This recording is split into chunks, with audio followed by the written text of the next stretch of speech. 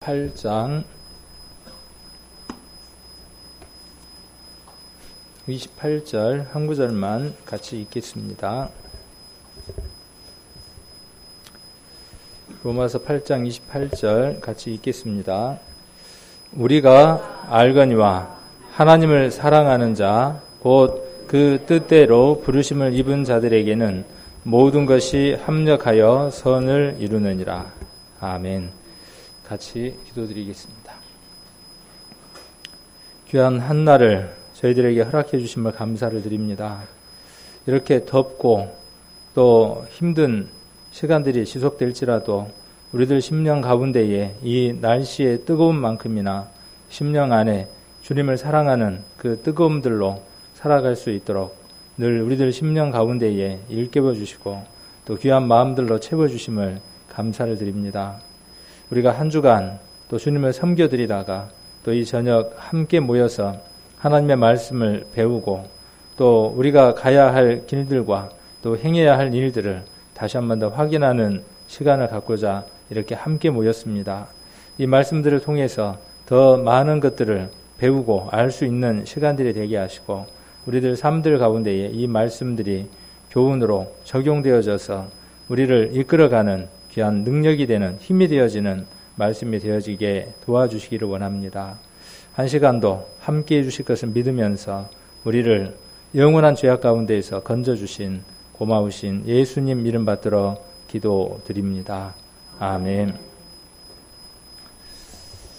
제가 좀 더워 보이지 않는가요? 그죠? 옷도 새까맣고. 그래서 벗었으면 좋겠죠. 저는 안 벗고 싶은데 여러분들이 덥게 보일까 봐서 벗고 제가 좀 말씀을 같이 나누도록 하겠습니다.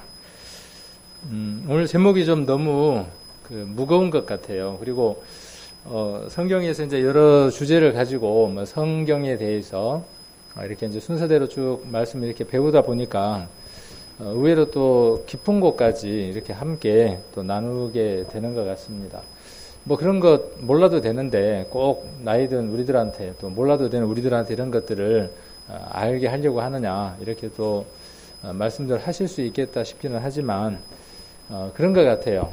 처음 가는 길은 왠지 모르게 낯설고 또 두려움도 있지만 한 번 가고 두 번 가고 세 번 가다 보면 그 길이 익숙해지고 또 반가운 길이 되는 것처럼 성경에 대한 내용들도 그런 것 같습니다. 우리가 뼈대 세우는 것도 마찬가지인 것 같고 그래서 우리가 늘 익숙히 보는 성경들은 낯설지 않지만 구약에 나와 있는 많은 내용들은 우리들에게 낯설기도 하고 또 때로는 당혹감을 주기도 합니다.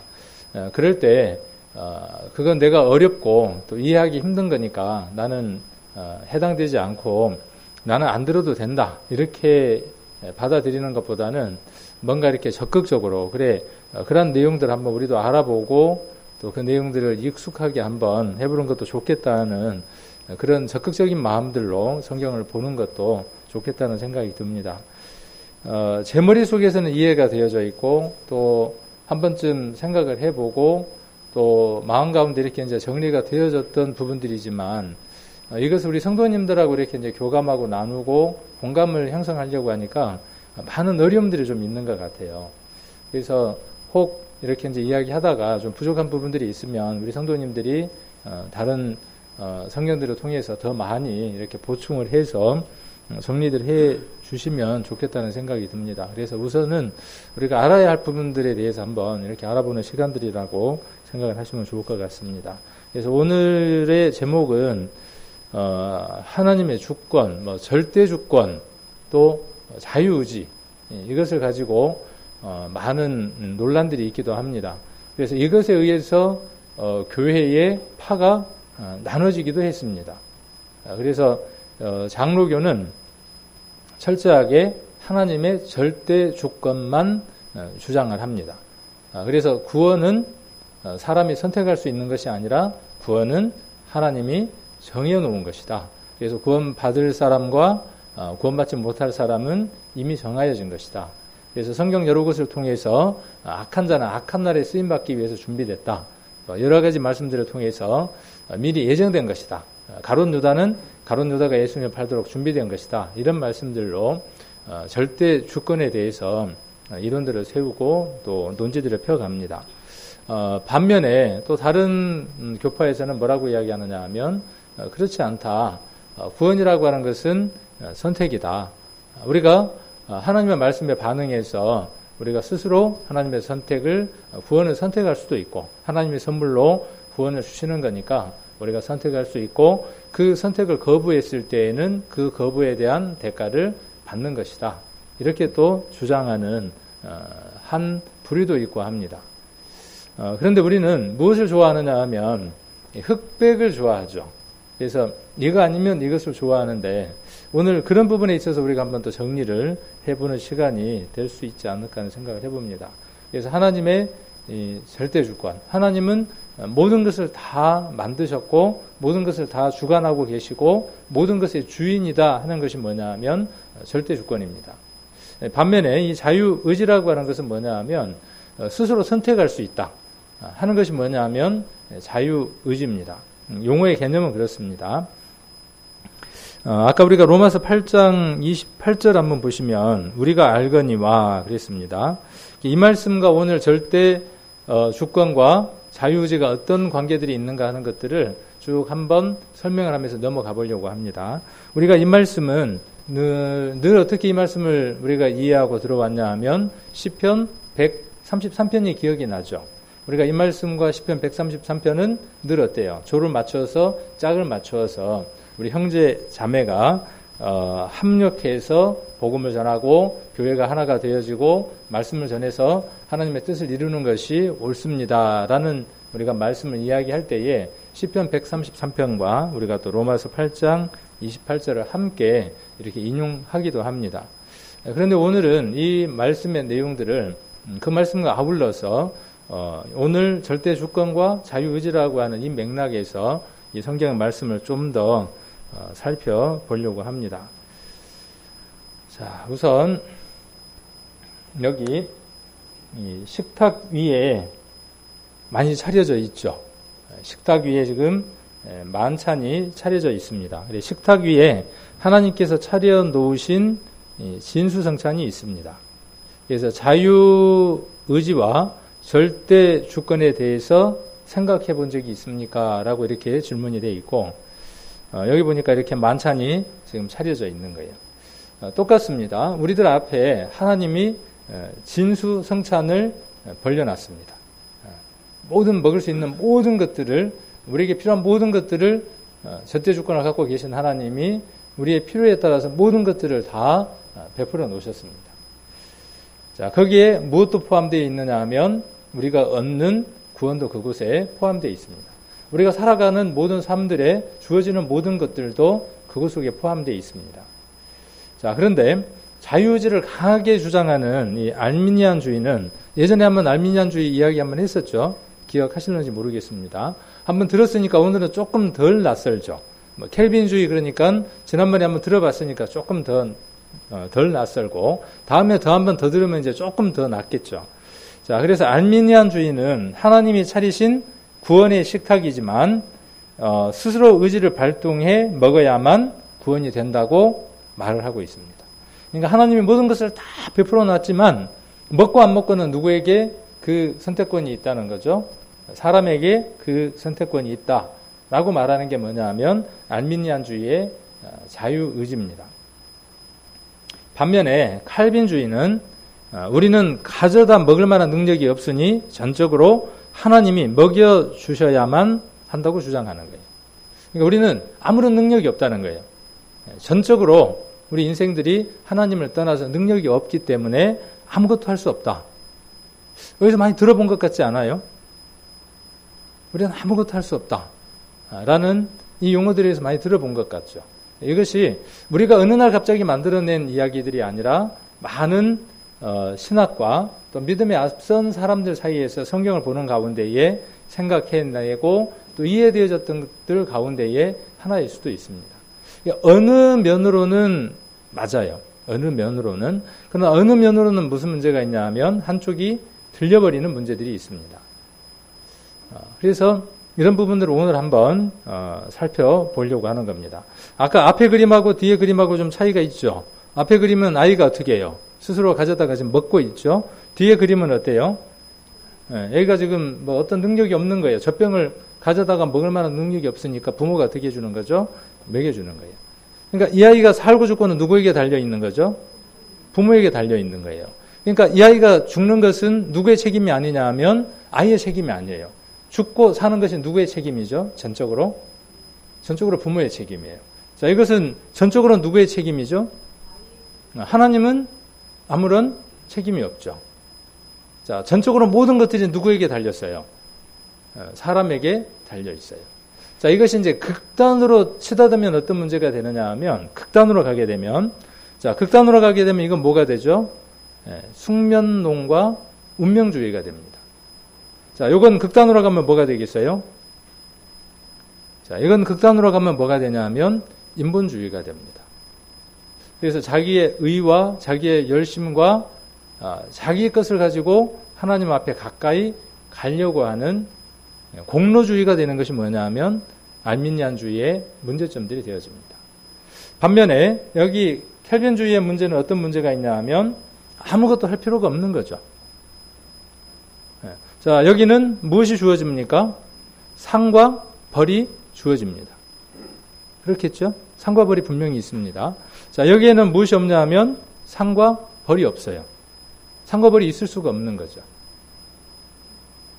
자, 여기 우리가 잘 아는 내용들을 간단하게 한번 그림으로 그려봤습니다. 선악과가 사과는 아니죠. 그런데 왜 늘 선악과를 사과로 그리는지는 모르겠어요. 사람들의 그 관념 속에 이렇게 그려져 있습니다. 그러나 사과는 아닐 겁니다. 아마 사과나무는 아닐 것 같아요. 그거보다 훨씬 더 맛있지 않았을까, 더 보암직하지 않았을까라는 생각도 한번 해봅니다. 그래서 이것을 먹으면 우리가 그림에 나와 있는 것처럼 선과 악을 알게 되는 거죠. 지난번에 우리 그 남선이하고 잠깐 지난 주일날 이제 상담을 하면서 그런 얘기를 한 적이 있어요. 길을 가다가 심사임당을 만났어요. 길바닥에서 심사임당이 나를 쳐다보고 살짝 웃으면서 팔랑팔랑 날리고 있단 말이에요. 보는 순간 어떻게 할까요? 보는 순간 어떻게 합니까? 신발로 탁 밟죠. 안 밟나요? 네, 밟아요. 밟고는 그 다음 좌우를 둘러봐요, 안 둘러봐요? 좌우를 둘러봐요. 뭐 예를 들어서 제가 그렇다는 것이고 다른 일들도 마찬가지죠. 자, 그랬을 때 이 심장 안에서, 양심 안에서 무엇이 일어나기 시작을 하느냐 하면 평상시 맥박수보다 훨씬 더 빠른 맥박이 요동치기 시작을 하죠. 자, 그게 배워서 그렇게 됐습니까? 제가 저 이야기를 하면서 그 얘기를 했어요. 그거 남선이가 배워서 그렇게 됐어? 엄마가 가르쳤어? 아빠가 가르쳤어? 친구가 가르쳐줬어? 아니요. 왜 그렇게 됐어? 자, 세상 그 어떤 한 번도 그 답을 이야기해 줄 수 있어요? 없어요? 없어요. 성경은요? 성경은 그 답을 명확하게 제시를 해주고 있죠. 그렇죠? 명확하게 이야기를 하고 있죠. 선과 악을 알게 하는 나무의 실과를 먹었으므로 아담과 하와가 그것을 알게 되고 이후에 모든 후손들이 그것이 그대로 죄성이라고 하는 것이 있어서 배워서가 아니라 유전적으로 죄의 속성을 가진 죄수로서 그것이 드러나게 되죠. 자, 그래서 원죄라는 것이 있고, 자범죄라고 하는 게 있고, 이렇게 또 나누기도 합니다.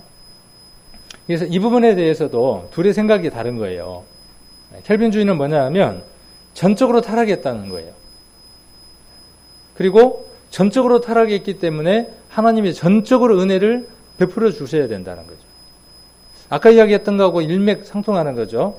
스스로 먹을 만한 힘이 없을 만큼 나약하니까, 어린아이니까 누가 공급해 줘야 된다는 거죠? 하나님이 공급해 줘야 된다는 거죠. 그런데 반면에 알미니안주의, 천주교가 여기에 해당하기도 하고 또 다른 교파가 여기에 이제 해당하기도 하지만 부분적으로 타락했다는 거예요. 이 부분적으로 타락했다는 말의 의미는 뭐냐 하면 하나님이 부르실 때에 반응할 수 있는 상태다, 그런 뜻이에요. 그러니까 죽은 것이 아니라 잠자는 상태다고 표현할 수도 있는 거죠. 죽은 것은 더 이상 깨어날 수 없지만 잠자는 것은 흔들어 깨웠을 때에 반응하는 것이라고 생각할 수 있죠. 아담과 하와가 선악과를 먹었을 때 죽었다고 표현이 되어져 있죠. 그 죽음은 무엇에 의해서 깨어날 수 있느냐 하면 하나님의 말씀에 의해서 깨어날 수 있죠. 이 칼빈주의는 그것을 반응할 수 없다. 사람은 그것에 반응할 수 없다. 그래서 하나님은 무조건 베풀어 주어야만 한다. 그러니까 너는 구원받을 사람, 너는 지옥 갈 사람 이렇게 정해져 있다라고 생각을 하는 겁니다. 반면에 알미니안주의는 그런 생각에서 조금 다른 점이 있죠. 그래서 구원에 관해서도 여기 보면 구원에 관해서도 은혜와 무엇이 필요하다는 거죠. 은혜와 하나님의 은혜인 구원의 선물이 있어야 하고 거기에 무엇이 있어야 되느냐 하면 선택이 있어야 된다. 참 아리까리하죠 지금요. 들으면서요. 우리는 어떤 믿음일 것 같아요? 우리는 어떤 믿음을 지금 가지고 있죠? 그래서 오늘 이런 걸 지금 나누는 겁니다. 함께 우리가 나누고자 이런 것들을 지금 교제를 하고 있는 겁니다. 자, 여기서 지금 장로교가 이야기하는 전적 은혜는 뭐냐 하면 아까 제가 계속 반복하고 있는 것처럼 예정됐다는 거죠. 이미 정해졌다는 거예요. 그런데 이미 구원이 정해졌다 그러면 우리가 지금 거부감 반응이 생겨야 안 생겨요? 모든 사람이 구원받을 사람과 구원받지 않을 사람이 정해졌다. 그러면 거부 반응이 마음 가운데 생기죠. 그렇죠? 자, 그래서 이런 부분들을 한번 정리를 한번 해보는 겁니다. 그래서 켈빈주의, 그 다음에 알미니안주의, 절대적인 어떤 주권과 자유의지에 관한 내용들을 한번 살펴보려고 합니다. 그래서 여러분은 어느 쪽을 지지하십니까? 그랬네요. 작은 글씨로. 성경은 이에 대해서 무엇이라고 말할까요? 자, 그래서 그것에 대한 답으로서 제가 지금 로마서 8장 28절을 제시를 했습니다. 이 두 가지에 대한 문제에 대한 그냥 단답형의 얘기를 하기 위해서 로마서 8장을 제가 찾았습니다. 하나님을 사랑하는 자. 아까 우리가 찾았죠. 본문 보시면 우리가 알거니와 그랬어요. 하나님을 사랑하는 자, 곧 그 뜻대로 부르심을 입은 자들에게는 모든 것이 합력하여 선을 이루느니라. 우리가 이렇게 성경을 보다 보면 많은 견해들이 있습니다. 이 성경을 보는 것에 대해서 수많은 견해들이 있어요. 많은 견해들이 있고 많은 생각들이 있습니다. 자, 그래서 하나님을 사랑하는 자 곧 그랬어요. 이 곧이라는 말은 여기 밑에 보니까 뭐라고 되어 있죠, 지금? 곧은 같다는 말이다. 이렇게 지금 표현했습니다. 그러니까 하나님을 사랑하는 자, 그렇죠? 그 다음 또 뭐라고 되어 있습니까? 그의 뜻대로. 그는 누구예요? 그는 예수님이라고 우리가 이야기할 수도 있고 또 하나님이라고 이야기할 수도 있죠. 하나님의 뜻대로 부르심을 입은 자들. 자, 이 둘을 갖고 한번 생각을 해봅시다. 이 둘이 동일한 인물일까요? 다른 사람일까요? 이거에 따라서 아까 이제 견해가 달라지겠죠. 나는 같은 사람이다. 이렇게 생각한다면 또 다른 생각들을 할 수 있을 것이고, 나는 동일 인물이 아니다고 생각을 한다. 그러면 또 다른 어떤 생각들을 할 수 있게 될 겁니다. 근데 오늘 저는 무엇을 지금 살펴보려고 하느냐 하면, 하나님의 절대 주권과 자유의지는 별개가 아니라, 뛸래야 뛸 수 있는 관계가 아니라 불가분의 관계다. 그 얘기를 하고 싶어서 오늘 이 시간을 지금 갖고 있습니다. 자, 그래서 하나님을 사랑하는 자 그랬어요. 자, 하나님을 사랑하는 자라는 것은 누가 하나님을 지금 사랑하는 것이죠? 한번 여기에 주체는 누가 되겠어요? 지금 이것의 주체는요. 하나님을 사랑하는 자 그랬으니까 누가 하나님을 사랑하죠? 그렇죠. 그렇죠? 구원받은 성도가 누구를 사랑합니까? 하나님을 사랑하죠. 자, 이 사랑한다고 하는 것은 우리의 선택이죠. 그렇죠? 어느 사람은 사랑하기도 하지만 어느 사람은 사랑하지 않기도 하죠. 그래서 이것을 자유의지라고 한번 생각을 해보고 하나님을 사랑하는 자라고 하는 것을 자유의지라고 한번 생각을 해봅시다. 자, 그리고 그의 뜻대로 부르심을 입은 자들, 그의 뜻대로라고 하는 것을 그의 계획이라고 한번 생각을 해봅시다. 그의 주관, 그의 의지, 그의 뜻, 그 다음에 그의 생각들, 이렇게 한번 이 의미를 한번 생각을 해보고, 그래서 하나님께서 그의 계획대로, 의지대로 부르심을 입은 자들이라 그랬어요. 자, 이건 누굴까요? 하나님이 누구를 부르실까요? 하나님이 부르실 때 누구를 부르시겠어요? 예수님 말씀하셨죠. 누구를 부르러 이 세상에 오셨다 그랬어요. 죄인을 부르러 이 세상에 오셨죠. 하나님의 절대적인 의지, 하나님의 절대적인 뜻, 계획은 죄인을 부르려고 하는 것이 하나님의 절대적인 뜻과 의지와 계획이죠. 자, 그 계획이 하나님 계획 가운데 서 있습니다. 하나님은 이 일을 하고 싶어 합니다. 이 일을 간절히 원하신다는 사실이에요. 이것 때문에 자신의 모든 것을 거셨어요. 그의 뜻대로 부르심을 입게 하기 위해서, 죄인들을 부르기 위해서 하나님은 모든 것을 걸었습니다. 신이 육신을 입어서 죽음을 맛보지 않아도 되는 자가, 죽음을 맛보지 않아도 되는 분이 죽음을 맛볼 수 있는 육신을 입었어요. 자, 이것은 변할 수 없는 하나님의 절대적인 의지입니다. 그렇죠? 자, 여기에 불렀을 때에, 죄인을 불렀을 때에 반응을 하는 자가 있고 반응을 하지 않는 자가 있죠. 여러분은 어떻게 하셨습니까? 여러분은 어떻게 하셨어요? 죄인을 부를 때에 여러분들이 어떻게 했습니까? 손 들고 나갑니다라고 반응을 했죠. 자, 그리고 그 앞에 엎드렸을 때에 우리가 누구를 사랑할 수 있게 됐냐 하면 하나님을 사랑할 수 있는 사람이 되어졌죠. 자, 이것은 우리 인생이 스스로 선택한 자유, 의지임에 틀림이 없죠. 자, 그리고 뒤에 뭐라고 되어져 있냐 하면 그 모든 것이 합력하여 그랬어요. 그러니까 그 모든 것이라고 하는 것은 뭐냐 하면 하나님이 세우신 계획과 뜻과 의지와 주권이죠. 그리고 또 무엇이에요? 거기에 무엇이 필요한 거죠, 지금? 하나님의 암만 이 모든 계획을 다 세우셨다고 할지라도 무엇이 없으면요. 하나님을 사랑하지 않으면, 하나님을 선택하지 않으면 이건 하나가 될 수 있어요, 없어요? 선을 이룰 수 있어요, 없어요? 선을 이룰 수가 없어요. 지금 로마서 8장 28절은 이 얘기를 하시고 싶어 하는 겁니다. 그래서 모든 것이 합력하여 하나님이 세우신 그 계획과 인간이 스스로 결정하는 그 결정이 어떻게 되어져서요? 하나가 되어져서 무엇을 이루어요? 선을 이루어요. 그래서 우리는 무엇을 이루어드린 자죠?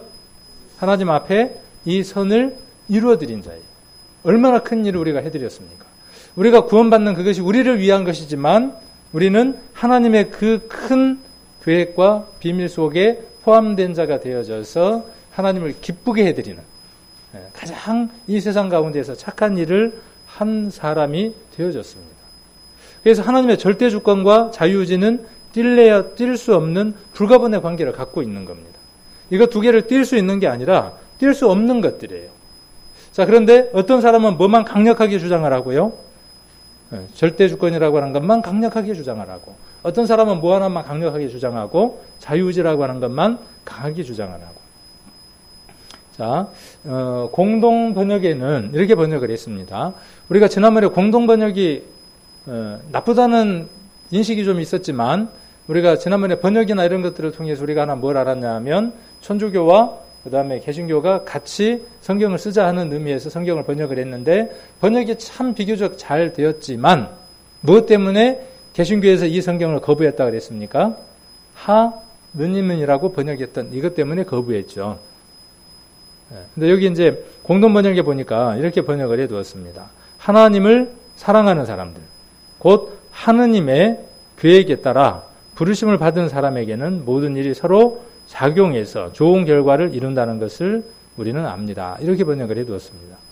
그래서 하나님을 사랑하는 사람들, 그 다음에 하나님의 계획에 따라 부르심을 받은 사람들. 자, 동일 인물이에요? 별개의 인물이에요? 설명을 해드렸는데 이제. 자, 동일 인물, 별개의 인물. 그렇죠. 여러분들이 죄인이었죠. 하나님이 어떻게 하셨어요? 우리를 부르셨어요. 죄인을 불렀어요. 자, 그래서 그것은 하나님이 계획하신 것이죠. 그리스도를 통해서 부르시기 위해서 계획하신 것이죠. 그 모든 것, 그 말이에요. 그 모든 것 속에 누가 포함되어 있었어요? 내가 포함되어 있었어요. 그런데 칼빈주의처럼 누구는 부르고 누구는 안 부르고 그랬다는 의미가 아니라 하나님은 모든 죄인을 불렀다고요. 그렇죠? 성경 그렇게 우리가 이해해 볼 수 있죠. 모든 죄인을 불렀어요. 그 가운데 누가 있었습니까? 김종근이라는 사람도 있었고 여러분도 있었어요. 자, 그 부름에 우리가 어떻게 했습니까? 반응했어요. 자, 반응해서 어떻게 됐어요? 하나님을 사랑하는 사람이 됐어요. 자, 그러니까 부르심을 받은 자, 그 자와 하나님의 사랑을 받은 사람, 동일 인물이죠? 그렇죠? 이해가 잘 안 되나요? 동일 인물이 아니라고 생각이 드나요? 한번 이렇게 묵상을 해보시면 좋을 것 같아요. 자, 우리가 하나님을 사랑하고 하나님의 계획에 맞게 살아가기만 하면 그랬어요. 모든 일이 유익한 것임을 우리는 알고 있습니다. 그랬습니다. 자, 그래서 하나님의 의지가 있고 인간의 의지가 있습니다. 하나님은 우리를 구원하려고 하는 의지와 계획을 세우셨어요. 그리고 모든 것을 만드셔서 다스리고 지키게 하는 복을 우리에게 허락해 주셨어요. 자, 그리고 우리에게는 그것들을 누리고 살아갈 수 있는 의지가 있습니다. 이 둘이 합쳐져서 100이 되는 게 아니라 100입니다. 그러니까 완벽한 하나님의 자유의지와 완벽한 사람의 자유의지가 합쳐져야만 온전한 겁니다. 자, 예수님은 완벽한 사람이죠. 자, 여기에 이해하십니까? 예수 그리스도께서 육체로 오신 것을 부인하는 영이 곧 이단의 영이다 그랬어요. 예수 그리스도께서 육체로 오신 것을 인정하는 것이 온전한 영입니다. 자, 그 다음에 예수님은 100% 하나님 자신이죠. 자, 거기 아멘 하시죠? 자, 그분이 누구냐 하면 예수님이에요. 자, 그래서 성자, 독생자라고 하는 분은 100% 인성과 100% 신성을 가진 분이 누구냐 하면 예수님이에요. 참 어렵죠, 이게 지금 우리가 이야기하는 내용들이 쉬운 내용은 아닌 것이죠. 똑같습니다. 똑같아요. 하나님의 절대적인 계획과 의지와 주권 100. 자, 거기에 우리가 선택하고 우리가 결정하는 것 100. 자, 여기 또 복잡한 질문 하나가 있네요. 설교 시간에 질문하는 건 좋은 설교가 아니라 그러는데 늘 저는 질문을 많이 드리죠. 자, 구원은 은혜인가 믿음인가? 오늘은 처음부터 제가 서두부터 답을 이야기해드렸어요. 나누는 게 옳지 않다고 지금 이야기를 해드렸죠. 그러니까 이것도 지금 나누면 답이 안 되는 걸 지금 묻고 있는 겁니다. 우리는 늘 둘 중에 하나를 선택하는 걸 강요받았어요. 엄마가 좋아? 아빠가 좋아? 절이 좋아? 교회가 좋아? 둘 중에 하나를 선택받는 걸 익숙하게 해왔기 때문에 늘 뭘 하려고 하느냐 하면 둘 중에 하나를 선택하려고 합니다. 선과 악 가운데 하나를 선택해야만, 어느가 하나를 선택해야만 속이 후련한 거예요. 너는 틀렸고 나는 맞고 이래야 시원하지, 니도 맞고 나도 맞고 그러면 뭔가 끌적지근한 거예요. 자, 구원은 은혜인가 믿음인가? 에베소서를 한번 보겠습니다. 에베소서 2장 8절.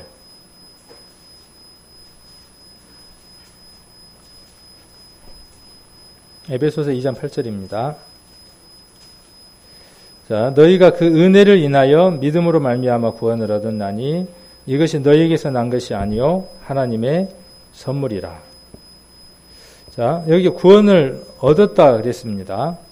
그런데 여기 보니까 어떻게 되어 있습니까? 그 은혜를 인하여 믿음으로 말미암아 구원을 얻었어요.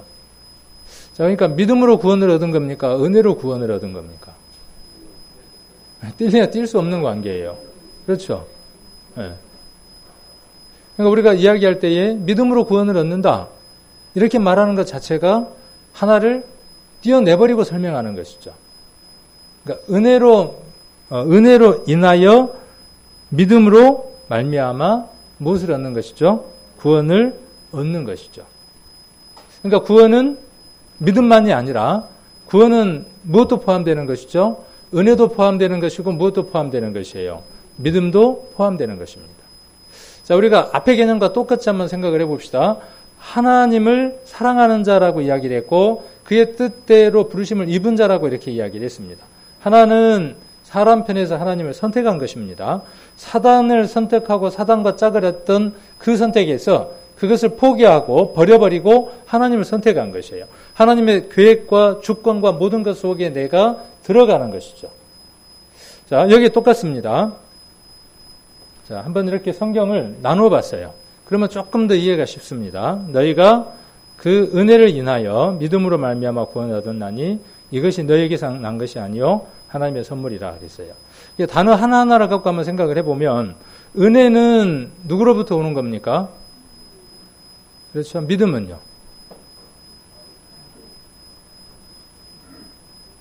자, 은혜는 누구로부터 주어지는 것이에요?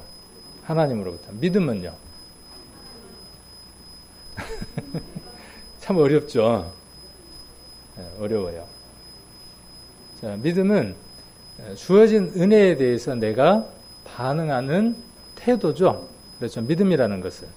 하나님이 주어지는 그 은혜에 관해서, 그러니까 은혜는 뭐냐면 하나님의 계획 속에 있는 뜻과 의지들이라면 은혜가, 믿음이라고 하는 것은 뭐냐면 그것에 대한 나의 태도와 반응이에요. 조금 이해가 되시는가요, 이제? 제가 오늘 무엇을 이야기하려고 하는지 좀 이해가 되십니까? 네. 자, 그래서 믿음으로 말미암아 무엇을 얻었냐 하면 구원을 얻었어요. 자, 그런데 이제 결론적으로 이야기를 해봅시다. 아까 믿음이 누구에게서 난 것이냐 그랬을 때 하나님이라고 이야기를 했죠. 그럴 때에 그 답도 틀린 답은 아니라는 것이죠. 믿음은 실은 우리에게 있는 것이 아니죠. 그렇죠? 믿음의 주관자와 믿음을 주시는 분은 누구냐 하면 하나님이에요. 그러나 그것에 반응하는 것 또한 누구냐 하면 우리 자신이라는 것이죠.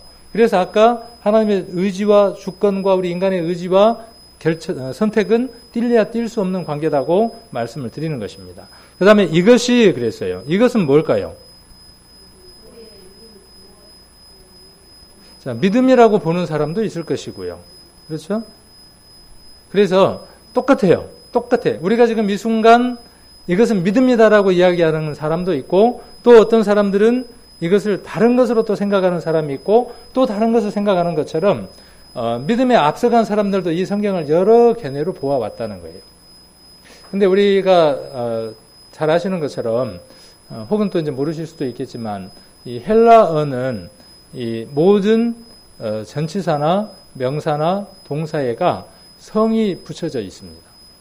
그래서 뭐 여성형이 있고 그 다음에 남성형이 있고 그런데 자 여기에서 이 믿음이라고 하는 성은 여성으로 되어 있는데 이것이라고 하는 것은 투토라고 해서 중성으로 표현되어져 있습니다. 이게 만일 이것이 믿음이라면 무엇으로 표현되어져야 되느냐 하면 여성의 성인 성으로 표현을 해야 될 텐데 중성으로 이렇게 표현되었다는 것은 이것이라고 하는 것이 믿음을 이야기하는 것이 아니라 이것은 무엇을 말하는 것이냐 하면 은혜와 믿음 두 가지를 다 포함하는 것이라는 거죠. 여러분도 그렇게 읽으셨죠? 뭐 헬라어 공부 안 하더라도 우리가 쭉 읽으면서 이것은 은혜와 믿음 두 가지 다를 포함하는 것이다 우리가 받아들이는 것처럼. 그래서 앞서간 믿음의 선진들도 우리처럼 이 말씀을 그렇게 받았고 이해했다고요. 그래서 이것이 그랬어요. 너에게서 난 것이 아니요 하나님의 선물이다 그랬어요. 그러니까 우리가 결정하고 우리가 선택하는 그 모든 것까지도 실은 누구로부터 온 것이라는 것이죠. 하나님으로부터 온 것이다 그 말이에요. 그러니까 자랑할 게 있다고 없다고요. 그러니까 자랑할 게 없다고 말이죠. 아무것도 자랑할 게 없다고 말이죠. 자, 그러면 우리는 그러면 로봇인가요, 그러면? 그래서 이제 이런 말들이 나오는 것이죠.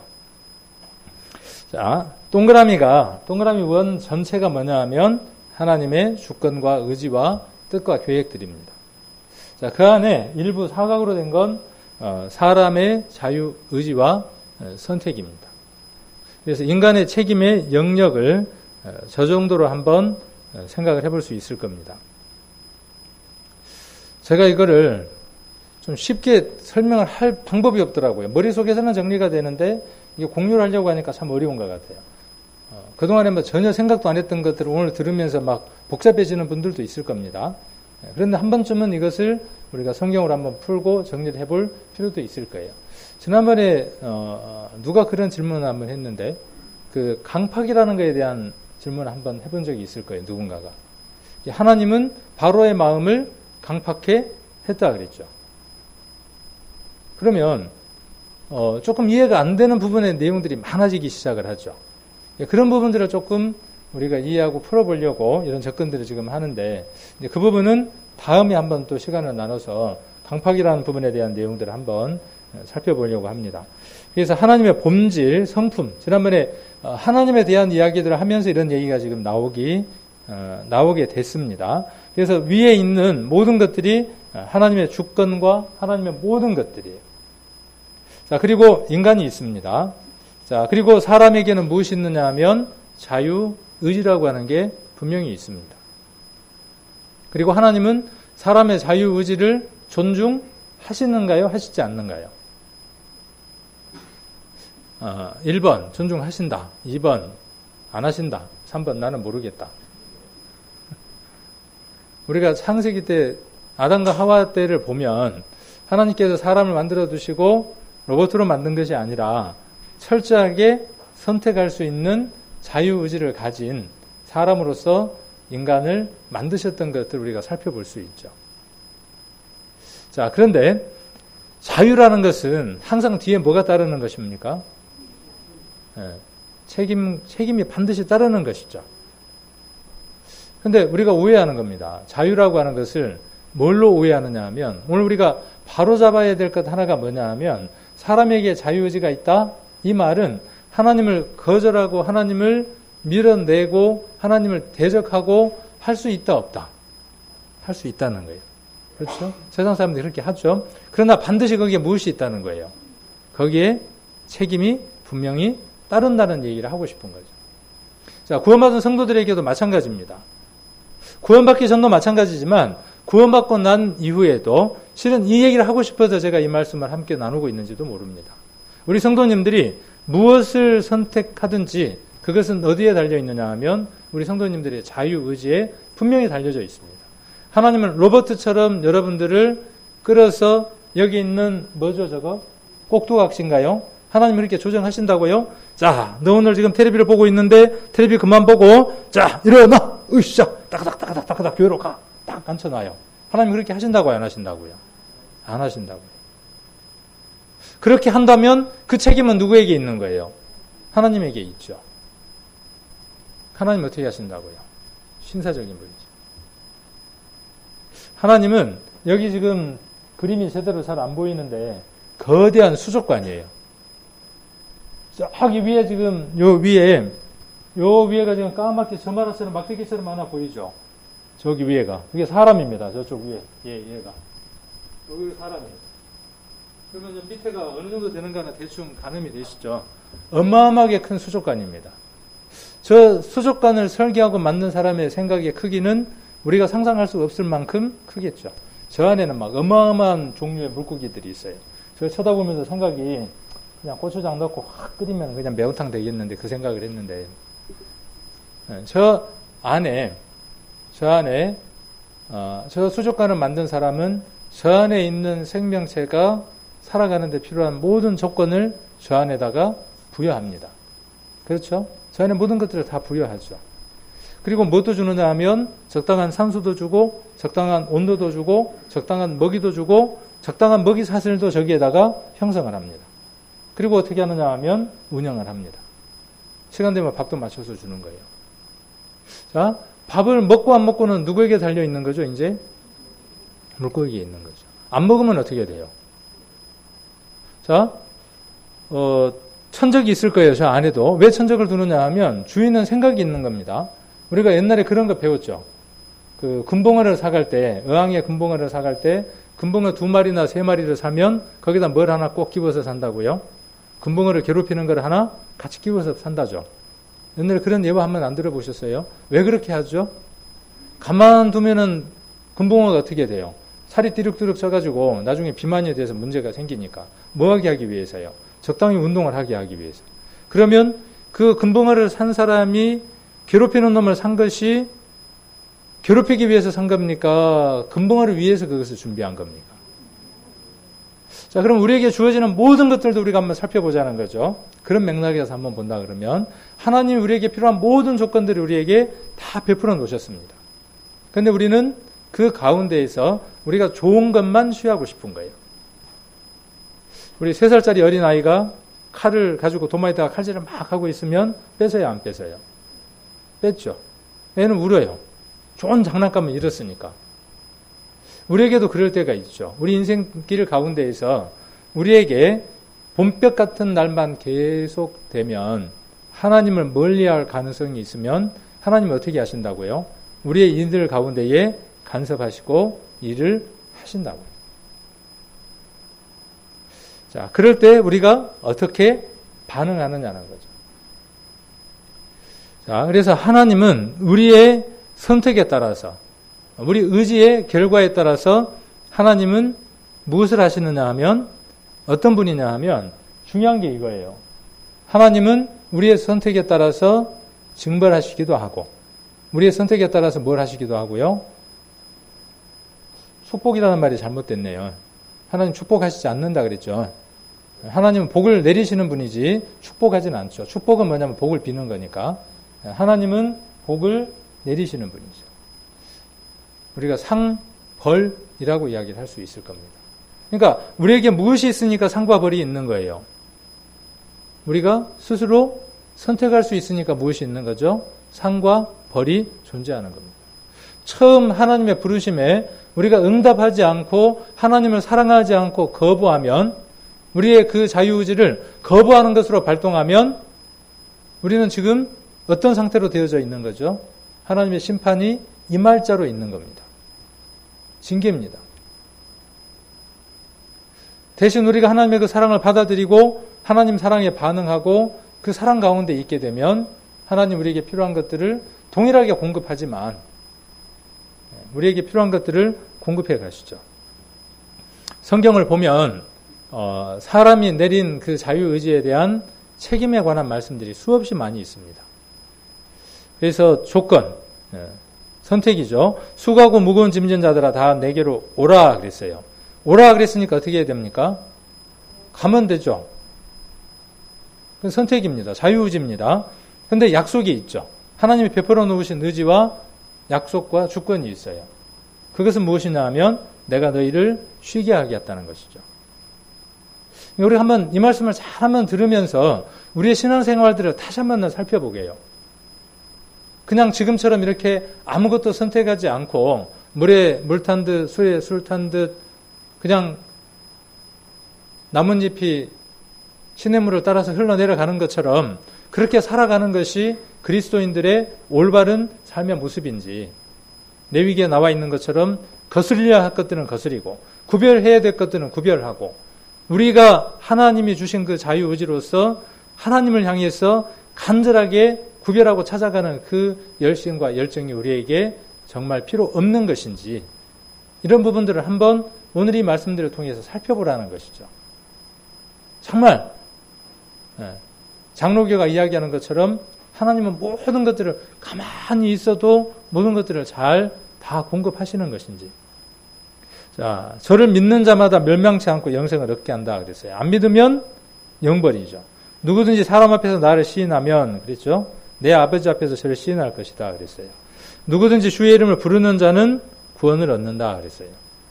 영접하는 자, 곧 그 이름을 믿는 자에게는 하나님의 자녀가 되는 권세를 주신다 그랬죠.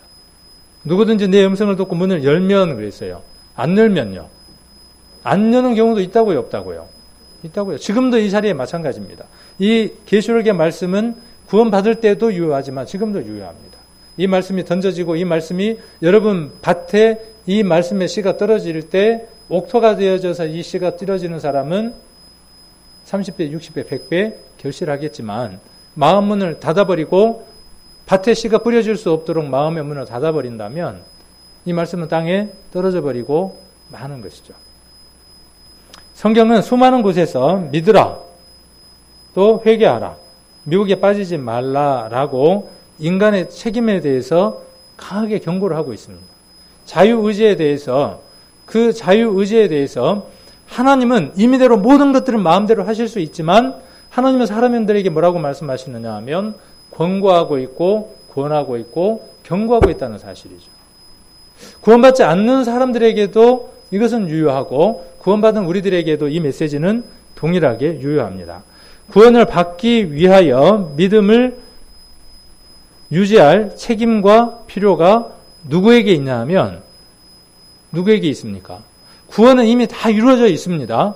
그 구원이 소실되거나 그 구원이 사라지지는 않습니다. 그 구원은 어떤 것으로도 방해받지 않습니다. 사라지지 않습니다. 그러나 내게 온 그 구원을 관리할 책임, 그것을 유지시킬 책임은 누구에게 있다고요? 자, 선물을 줬습니다. 누가복음에 그런 비유가 나오잖아요. 목걸이를 신랑이 신부에게 줬습니다. 10드라크마로 된 목걸이를 줬습니다. 그 목걸이는 신랑의 사랑의 증표입니다. 우리가 받은 구원처럼. 자, 그것은 잘 관리해야 될 책임이 누구에게 있어요? 신부에게 있습니다. 자, 그런데 한 개 드라크마를 잊어버렸어요. 그 여인이 어떻게 했습니까? 그 드라크마 하나를 찾으려고 어떻게 했어요? 집을 소지하고 청소하고 난리가 났죠. 자, 우리들 마음 가운데 첫사랑을 회복하려고 하는 간절한 마음이 있느냐는 겁니다. 여장년에도 이야기했지만 처음 사랑, 처음 행위, 이것이 회복돼야 교회는 새로운 생명을 탄생시킬 수 있을 겁니다. 우리 교회는요, 회개라는 말에 쉽게 반응하지 않습니다. 왜? 회개할 것이 없으니까. 그러나 요한계시록을 읽어보면 회개라고 하는 말씀이 많이 나오는 걸 볼 수 있습니다. 마지막 7 교회에 대해서. 그래서 그 행위를 돌아보라는 말씀들이 많이 있습니다. 그래서 유지할 책임과 필요가 누구에게 있느냐 하면 사람에게 있습니다. 이것은 어떻게 하라고 하는 행함을 주장하는 것이 아니라 믿음에 대한 책임이 누구에게 있느냐 하면 여러분에게 있기 때문에 그렇습니다. 성경을 한번 몇 군데 찾아보겠습니다. 디모데 전서를 한번 보겠습니다.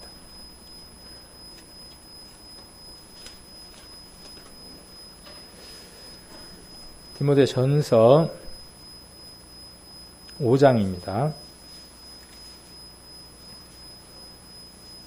5장 12절. 자, 처음 믿음을 저버렸으므로 심판을 받느니라 그랬어요. 처음 받았던 은혜로 인하여 믿음으로 말미암아 구원을 얻었다고 하는 그 하나님의 귀한 선물을, 이 하나님의 선물이라고 하는 것은 믿음만이 아니죠. 우리가 하나님의 선물 그러면 뭘로 자꾸 등식을 성립시킵니까? 믿음이라고 자꾸 등식을 성립을 시킵니다. 그러나 우리가 에베소서 2장 8절을 다시 한번 우리가 살펴보았을 때에 하나님의 선물에는 은혜와 그로 말미암는 믿음과 구원이 함께 포함된 것들을 우리가 살펴볼 수 있었죠. 자, 그래서 그 처음 믿음을 저버리는 사람도 있습니다. 성경에는 많은 인물들이 기록되어 있습니다. 우리들 가운데에도 함께 믿음을 고백하고 마음으로 믿어 의에 이르고 입으로 시인해서 형제라고까지 지칭을 받았던 사람, 혹은 이곳에서 설교했던 사람, 많은 교제를 나누었던 사람, 정말 믿음을 주었던, 육신적인 믿음까지도 주었던 사람들이 모임을 떠나가 버린 사람도 있습니다. 그리고 그들이 후에 뭐라고 이야기하느냐 하면 그분이 예수님이더라 라고 이야기하는 분도 있습니다. 이만희가, 거시기가 예수님이래요. 그러면 그 사람이 우리에게 믿음을 고백하고 예수를 주로 시인했다고 그 구원이 유효합니까? 지금까지? 분명히 그들은 무엇을 해버린 자들입니까? 믿음을 저버린 자들입니다. 그래서 씨 뿌리는 비유는요, 죽을 때까지입니다. 죽을 때까지입니다. 혹 북한이 미사일을 몇 개 쏘고 내려와서 예수 믿는 사람들 다 잡아 죽인다고 할 때 여러분들은 어쩔런지 모르겠습니다. 저도 어쩔런지 모르겠어요. 아마 가장 먼저 저 같은 사람 먼저 잡을 거예요. 그리고 이제 멱을 달라고 딱 대기를 하면서 부인하면 살려줄게.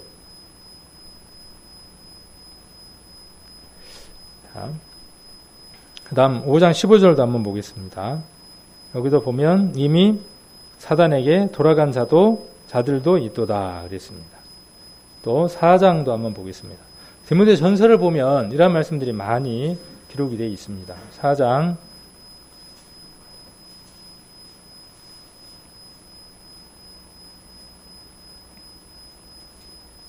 1장을 한번 보겠습니다. 1장 디모데전서 1장 19절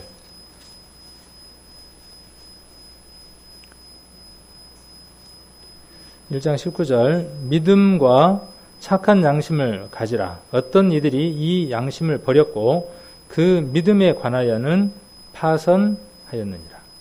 만일 이 믿음이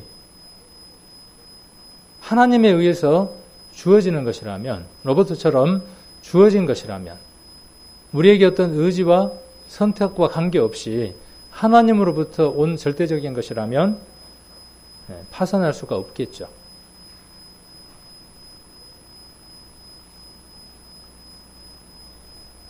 그래서 이런 말씀들을 잘 한번 마음 가운데서 정리를 해볼 필요들이 있을 것 같아요. 내가 하나님께 선택된 자인지 궁금하면, 내가 하나님께 선택된 자가 맞을까요? 이제 뭘 자꾸 보려고 그래요? 하나님의 그 음성을 내가 직접 들어보려고 그러죠. 근데 뭘 봐야 되죠? 말씀 보면 되는 거죠. 이거에 대한 답은 말씀을 보면 되는 겁니다. 지금 내가 하나님을 사랑하는지 자문해 보십시오. 그랬어요. 요한 1서 4장을 한번 찾아보겠습니다. 요한 1서 4장.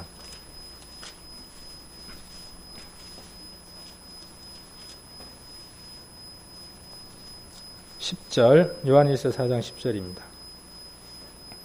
요한 1서의 내용들이 하나님이 우리를 얼만큼 사랑하셨는지에 대한 내용을 기록하고 있죠.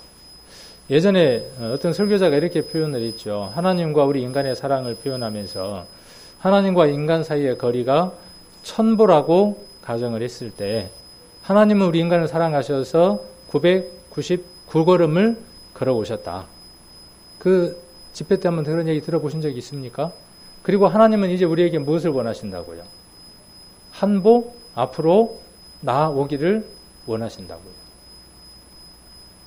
하나님은 999걸음을 우리를 향해서 지금껏 걸어오셨어요. 그리고 우리에게 원하시는 게 뭐냐 하면 한 걸음 앞으로 가기를 원하시는 거죠. 요한 1서를 보면 그런 사랑들을 많이 읽을 수가 있습니다. 10절에 사랑은 여기 있으니 우리가 하나님을 사랑한 것이 아니요 오직 하나님 우리를 사랑하사 우리 죄를 위하여 화목제로 그 아들을 보내셨습니다.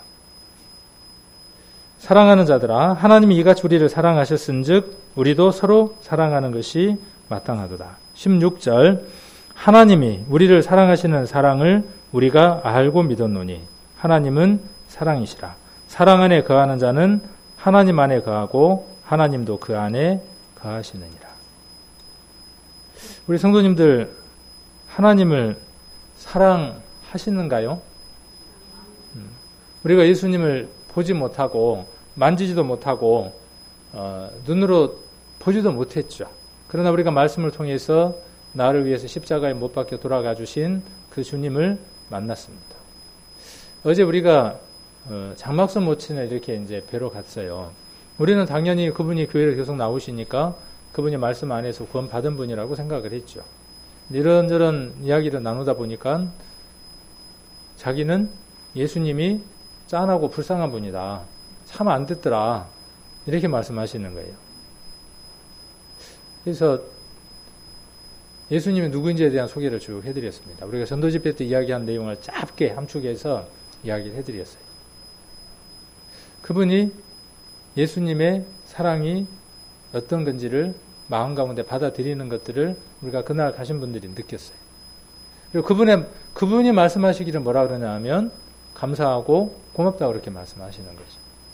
우리가 하나님의 사랑을 느끼고 배우고 알게 되면 우리에게서 자동적으로 나가는 게 뭐가 나가죠? 감사가 나가는 거죠. 하나님의 절대 주권으로 나를 택해 주신 사실은 반드시 나의 자유의지인 하나님의 사랑으로 확인돼야 된다. 이렇게 이야기를 하고 있습니다. 인간의 자유의지와 하나님의 절대 주권은 다른 것 같지만 사실은 같은 내용을 이야기를 하는 겁니다. 당신은 지금 하나님을 사랑하고 있습니까? 조용히 한번 이 질문에 자답을 한번 해보셨으면 좋겠어요. 그리고 그 사랑에 내가 지금 어떻게 반응하고 살아가는지, 그 사랑의 크기가 얼만큼인지 가슴속에 한번 느껴보고, 성경을 통해서 느껴보고 내가 살아가는 삶의 그 반응이 나의 삶의 태도와 자유의지의 반응들이 어떻게 나타나고 있는지 한번 돌아보는 시간이 되었으면 좋겠다는 생각이 듭니다. 하나님께서 부르심을 받았다고 믿으십니까? 라고 이렇게 물었죠. 자, 이 두 가지 질문에 성경적으로 답을 하실 수 있겠습니까? 답을 하실 수 있어야죠. 하나님께서 부르심을 받았다고 믿으십니까? 네, 우리 로마서 1장 6절에 보시면 너희도 그들 중에 있어 예수 그리스도의 것으로 부르심을 입은 자죠. 입을 게 아니라 여러분들은 누구의 것으로 부르심을 입었어요? 예수의 것으로, 하나님의 것으로 부르심을 입은 자들입니다. 그 부르심을 입은 자들은 반드시 무엇을 아느냐 하면 하나님의 사랑의 크기가 얼만큼인지를 아는 자들입니다. 여기 보면 진열장이 있네요. 사람들은 이 진열장의 신앙을 참 좋아한답니다. 그래서 진열장에다 뭘 가져다가 이렇게 올려놓기를 좋아라 그러죠. 그리고 어떻게 합니까? 올려놓고 흐뭇해하죠. 수석을 한다. 이렇게 난 이런 걸 갖다 놓는다. 그럼 갖다 놓고 어떻게 합니까? 흐뭇해하죠. 혹 여러분 10년 가운데에 이렇게 장식품으로 놓는 것 가운데에 예수님을 그 가운데 하나로 진열을 해놓고 계신다면 그 마음은 정리되어야 될 마음입니다. 우리의 신앙은요, 이렇게 진열되어야 될 신앙이 아닙니다.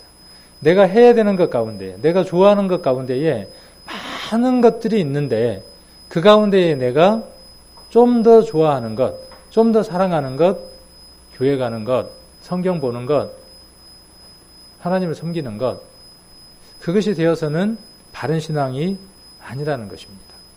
우리의 심령 안에 오로지 누구만 남겨져 있기를 원하느냐 하면 하나님만 남겨져 있기를 원합니다. 이스라엘 역사를 통해서 하나님 보여주시는 게 뭡니까? 지난번에 우리 성경 뼈대소기를 통해서 알려주는 게 뭐예요? 이방 결혼을 통해서 우상이 들어와 이스라엘을 갉아먹었던 것들을 교훈을 통해서 보죠. 하나님이 가장 싫어하시는 게 뭐였습니까? 우상 숭배였죠. 우리들 심령도 똑같습니다. 우리들 심령 안에 하나님보다 더 좋아하는 것이 있다면 하나님은 시기하기까지 질투하신다는 이 말씀이 우리 성도님들 심령 안에 분명하게 새겨지고 또 반응되어져야 될 필요가 있을 겁니다. 우리 심령 안에 하나님이 기뻐하시는 것만으로만 가득 채워지는 그런 귀한 우리 성도님들 되시기를 원하고, 이거 이야기하다 보니까 길더라고요. 그래서 또 다음에 또 이야기할 수 있는 부분이 있으면 다음에 한번 또 이어서 말씀을 할 수 있는 그런 시간을 갖도록 하겠습니다. 기도드리겠습니다. 하나님께서 우리를 구원하시기 위한 큰 계획과 권능들을 바라보게 됩니다. 피를 흘릴 수 없는 육신이 없기에, 또 죽음을 맛볼 수 없는 육신이 없기에 육신으로 이 세상에 태어나시기 위해 역사가 필요하셨고 수많은 일들을 하셨던 것들을 우리는 역사를 통해서 살펴보게 됩니다. 그 하나님의 크신 사랑에 인하여 예수 그리스도가 이 세상에 오시고 십자가 위에서 죽기까지 피 흘려 주심으로 말미암아 우리에게 사랑을 드러내고 확증해 주셨습니다. 하나님이 세상 모든 사람들에게 죄인들은 오라고 부르시고 예수 그리스도 안에 참여되는 자에게 하나님의 귀한 모든 것들을 허락하기 위한 초청을 우리에게 하셨던 것들을 기억합니다. 우리가 그것에 반응하고 우리가 믿음으로 말미암아 구원을 얻고 이 귀한 삶들을 살아갑니다. 우리가 그 귀한 선택을 할 때에도 하나님은 우리를 버려두시지 아니하시고 우리와 함께해 주시고 우리를 도와주셨습니다.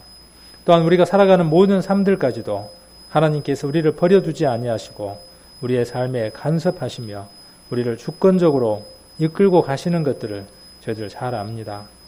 우리의 삶에 있어서 우리의 자유의지가 하나님을 거스리는 것이 아니라 하나님의 그 말씀에 순종하고 하나님의 뜻을 따르는 것으로 반응할 수 있도록 인도해 주셔서 하나님이 원하시는 뜻들을 이루어가는 귀한 삶들을 살아가는 저희들이 되게 도와주시기를 원합니다. 오늘 저희들에게 귀한 시간 허락해 주심을 감사를 드리며 우리를 영원한 죄악 가운데에서 건져주신 고마우신 예수님 이름 받들어 기도드립니다. 아멘.